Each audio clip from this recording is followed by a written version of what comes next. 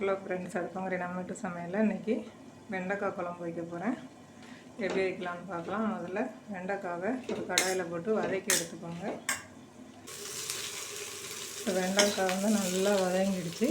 இப்போ நம்ம குழம்பை தாளித்து விட்டுக்கலாம். இப்போ குழம்புக்கு தேவையான ஆயில் சேர்த்துக்கலாம். கொஞ்சமாக வெந்தயம், கடுகு பொரிஞ்சோன்னா ஒரு வெங்காயம் இது மாதிரி கட் பண்ணி வச்சுருக்கேன், அதை சேர்த்துக்கலாம். ஒரு கொத்து கருவேப்பிலை, ஒரு தக்காளி இது மாதிரி கட் பண்ணி வச்சுருக்கேன், அதையும் சேர்த்துக்கலாம். குழம்புக்கு தேவையான உப்பு.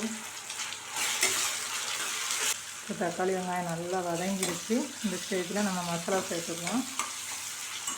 குழம்புக்கு தேவையான குழம்பு மிளகாத்தூள், கொஞ்சமாக மஞ்சள் சேர்த்து நல்லா வதக்கி விட்டுட்டு ஒரு சின்ன லெமன் சைஸ் புளி கரைச்சி வச்சுருக்கேன், அதையும் சேர்த்துக்கலாம். இப்போ வதக்கி வச்சுருக்கிற வெண்டைக்காவை சேர்த்துக்கலாம். வெண்டைக்காய் போட்டு நல்லா வதக்கி விட்டுட்டு நம்மளுக்கு எவ்வளோ குழம்பு தேவையோ அந்த அளவுக்கு தண்ணி சேர்த்து கொதிக்க விட்டுக்கலாம். நல்லா எண்ணெய் பிரிஞ்சு வர்ற அளவுக்கு. தேங்காய் வேணால் சேர்த்துக்கலாம், நான் இன்றைக்கி தேங்காய் சேர்க்கலை. இது மாதிரி நீங்களும் செஞ்சு பாருங்கள். தேங்காய் சேர்க்காமலே வெண்டைக்காய் குழம்பு நல்லாயிருக்கும். குழம்பு எப்படி ரெடி ஆகிருக்குன்னு பார்க்கலாம்.